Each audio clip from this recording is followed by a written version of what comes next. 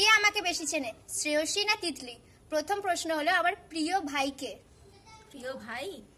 প্রথমে শ্রেয়সী উত্তর দেবে। জানি না। তিতলি উত্তর দেবে। জানি না। ঈশান আমার মাসির ছেলে। আমার ঘুরতে যেতে ভালো লাগে বেশি না ঘর গোছাতে? উত্তরটা দেবে শ্রেয়সী। ঘুরতে যেতে। তারপর তিতলি। ঘুরতে যেতে।